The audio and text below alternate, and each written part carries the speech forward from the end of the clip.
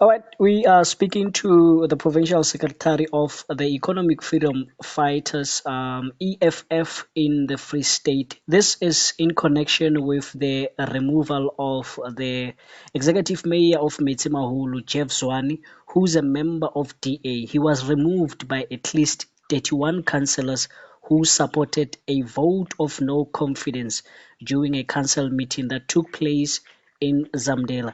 Madam Simanga, are you able to at least share with us your reaction to this news of the removal of Zwane?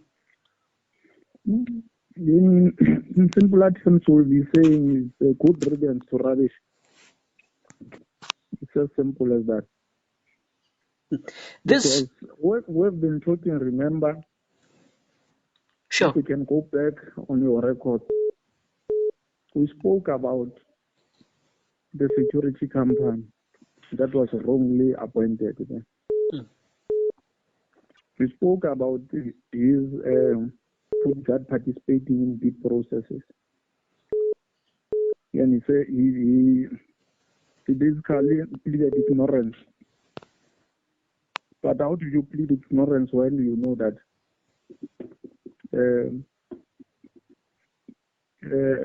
one of your person who's driving you, who's guiding you, is not around?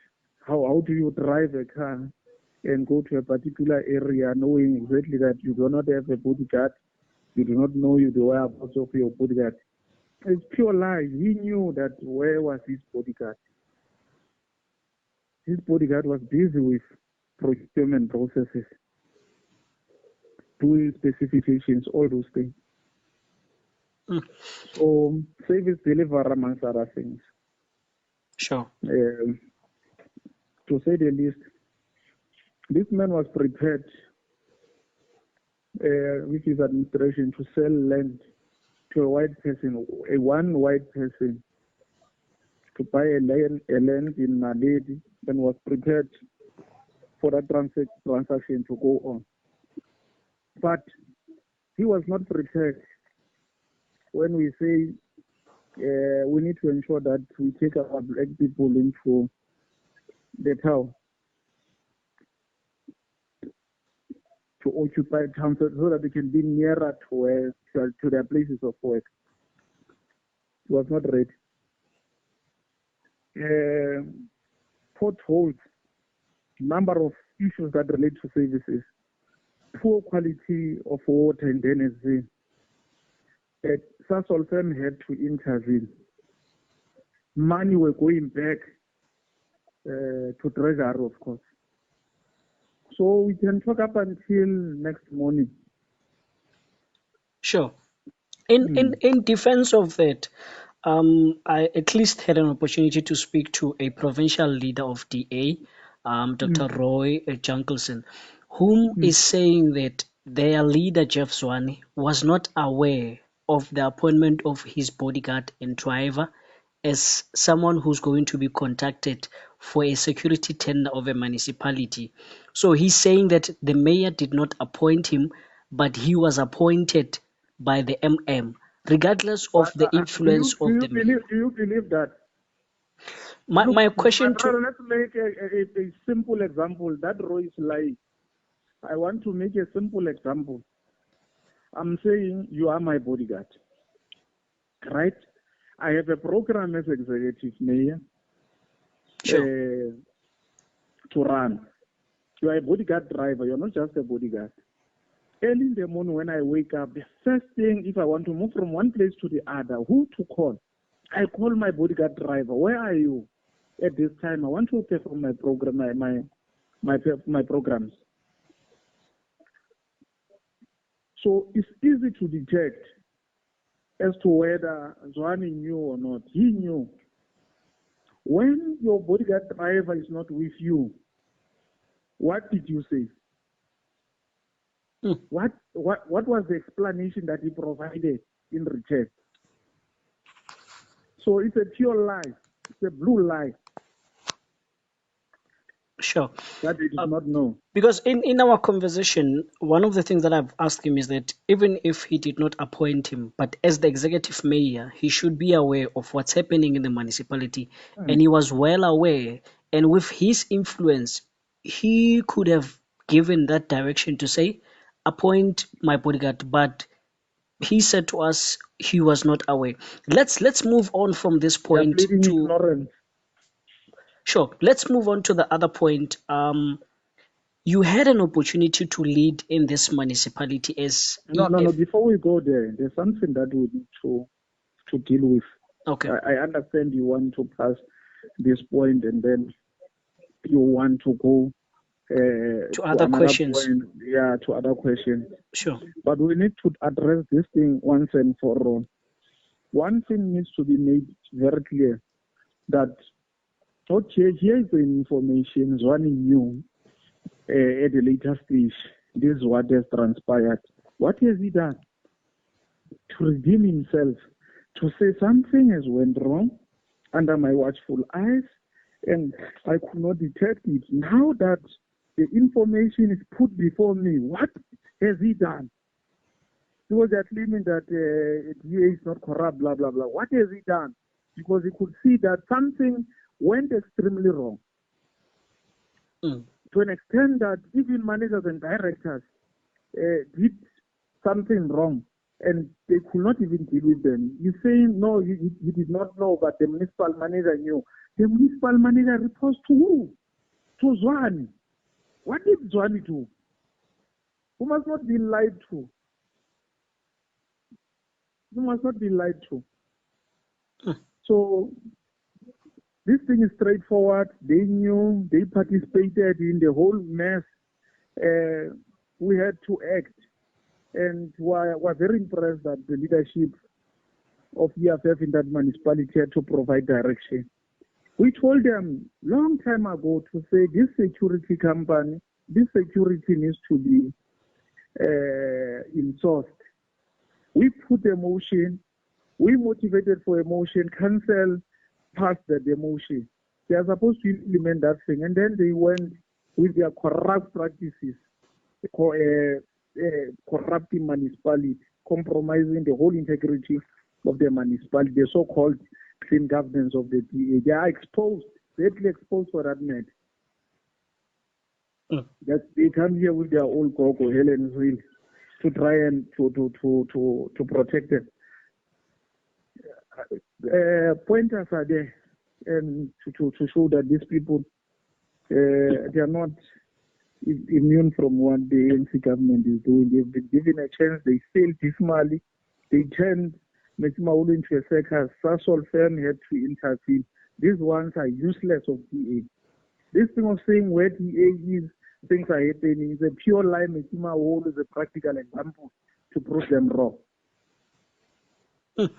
One of the other things that I also understand from this interview is the fact that what also might be had as a frustration coming from you is the fact that when we did this story in the beginning, at least by then, the EFF was also aware of what's happening there. We got a view from the EFF via your office about this tender. So we understand. But one of the other things that is also hard about our job, it's not to decide for our listeners. We should just give them the information. They will decide whether the DA is lying, whether the DA is not trustworthy. But in this instance, I think it's obvious also to our listeners to get a picture of what's happening, because clearly the executive mayor was aware of the appointment of his bodyguard, even though the DA is saying they were not aware. But I want us to move on to the other question, as I said, which is related to the position of the mayor, because that's what the residents of Metsimaholo would need in 7 days. You had an opportunity to lead in this position with your member Silwane Muchwane, but yes, but later on, you decided to leave the position because of other allegations that were happening in the municipality. It was reported that ANC was requesting some of the things that are illegal from your member. Mm. But now let's talk about what will happen in 7 days. Who is going to lead this municipality? Is it ANC, EFF, DA again? Who are you willing to work with in terms of giving the people of Metsimaholo an executive mayor? Can we be given a space to consult thoroughly, both with the national leadership, different political parties, reflect as to where do we want to take Metsimaholo without misleading each other. We are working around the clock. We'll come back to you. We'll tell you what needs to happen moving forward. But we're working around the clock. For this engaging with different political parties or engaging national leadership, will give you proper perspective as to whether what is going to happen. But for now, I'm not in a position to tell you as to whether what is going to happen, because we are busy talking. So we have not decided. All of us were busy talking. If there's any political party in Metsimaholo that will say to you, their view is this one, they are being disingenuous because at this present moment people are busy engaging on what must happen. How can we best improve the situation in Metsimaholo? What are the challenges equal to those challenges? All those things amongst ourselves to take the program forward. Sure. Before we get to the last question, before I let you go, in those negotiations and talkings that you are having with the national leader and other political parties, are you aware to at least confirm whether you are talking to the ANC or not? My brother, I will not deny or confirm we're talking to any of the political parties there.